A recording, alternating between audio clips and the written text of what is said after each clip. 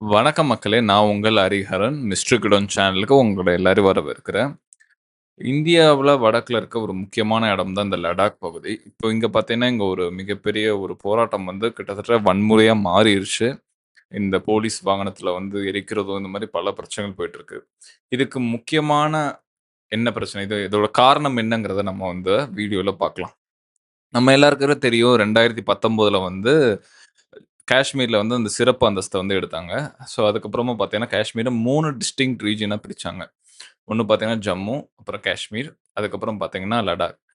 இதில பார்த்தீங்கன்னா, ஜம்முவும், காஷ்மீரும் வந்து ஒரு லெஜிஸ்லேட்டிவ் அசெம்பிளியோட உள்ள ஒரு யூனியன் டெரிட்டரியாவும், லடாக்க வந்து ஒரு லெஜிஸ்லேட்டிவ் அசெம்பிளி இல்லாத ஒரு இடமாவும், மெயினா வந்து லெப்டினன்ட் கவர்னர் தான் வந்து அதோட பெரும்பாலும் கண்ட்ரோல் உள்ளவங்க.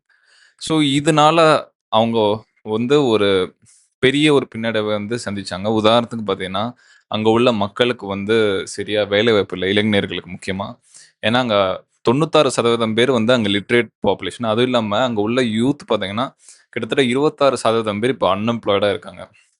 அவங்களோட கோரிக்கை.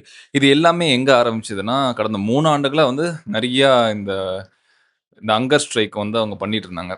ஆனா, இந்த 3 நாளைக்கு முன்னாடி பார்த்தீங்கன்னா, அ முக்கியமா ஒரு 2 பேர். ஷெரிங் அங்ஷக் அதுக்கப்புறம் பார்த்தீங்கன்னா, தொஷி தல்மா இந்த 2 நபர் வந்து அ ஹங்கர் ஸ்ட்ரைக் பண்ணாங்க. இதில பார்த்தீங்கன்னா, அவங்க 2 பேரும் கொலாப்ஸ் ஆயி கடைசில மருத்துவமனையில சேர்க்கதா முடிவாயிருச்சு. இதனால வந்து அங்க உள்ள நெறைய பேருக்கு வந்து இது வந்து ஒரு ட்ரிகர் ஆயிருக்கு. ட்ரிகர் பாயிண்ட்டா லைக் ஒரு ஆளும் அரசு மேல வந்து ஒரு வெறுப்பு வந்து, அது வந்து ஒரு போராட்டமா வெடிச்சது. அதுக்கப்புறம் இத நெறைய நபர் தலைமை தாங்குனாங்க. முக்கியமா சோனம் வாங்சக்ன்ற ஒரு நபர். இவரு வந்து ஒரு கிளைமேட் ஆக்டிவிஸ்ட். இவரு வந்து இந்த காரணங்கள்லாம் முன்னெடுத்து வச்சாங்க. முக்கியமா இந்த 3 இடத்த பிரிக்கும்போது, இது வந்து ஒரு பாப்புலேஷன் ரிலிஜியன் வைஸா தான் பிரிச்சாங்க. இப்போ உதாரணத்துக்கு ஜம்முல பார்த்தீங்கன்னா, ஹிந்துக்கள் வந்து பெரும்பான்மையா இருப்பாங்க. காஷ்மீர்ல பார்த்தீங்கன்னா, முஸ்லிம்கள் பெரும்பான்மையா இருப்பாங்க. லடாக்ல பார்த்தீங்கன்னா, முஸ்லிம்களும், புத்திஸ்ட்களும் பெரும்பான்மையா இருப்பாங்க. ஸோ, இதுல அவங்க இன்னொன்னு முன்னெடுப்பு வைக்கிறது என்னன்னா, க லடாக்ல வந்து இந்த ஸ்டேட் அசெம்பிளிலாம் உள்ள மாரி கொண்டு வரதும், அதே மாதிரி 6த் ஷெட்யூல் செக்யூரிட்டி அதாவது பார்த்தீங்கன்னா, வடகிழக்குல முக்கியமான பகுதிகள்ல பார்த்தீங்கன்னா, எந்த இடத்துல ரொம்ப அதிகமான அவங்க இண்டிஜினியஸ் பாப்புலேஷன் இருக்காங்களோ, இல்ல ட்ரைப்ஸ் அதிகமா இருக்காங்களோ, அவங்கள வந்து ஒரு செல்ஃப் கவர்னன்ஸ் மாரி வந்து ஒரு ஒரு ஆக்ட் இது. இந்த 6த் ஷெட்யூல வந்து கொண்டு வரணுங்கிறது இவங்களோட விருப்பம். ஏன்னா, இங்க 90% பேர் வந்து இங்க உள்ளவங்க எல்லாருமே அவங்க உள்ள இண்டிஜியஸ் ட்ரைபல் குரூப்ஸ் தான். ஸோ இது எல்லாத்தையும் முன்னெடுப்பு இந்த கோரிக்கைய வச்சாங்க. இந்த லடாக்ல வந்து பார்த்தீங்கன்னா, மிகப்பெரிய புரொட்டஸ்ட் ஆயிருக்கு. இது நெறைய பேர் என்ன சொல்றாங்கன்னா, கிட்டத்தட்ட ஒரு நேபாள் மாரியே ஒரு ஜென்ஸியோட புரொட்டஸ்ட் அப்படிங்கிற மாரி சொல்றாங்க.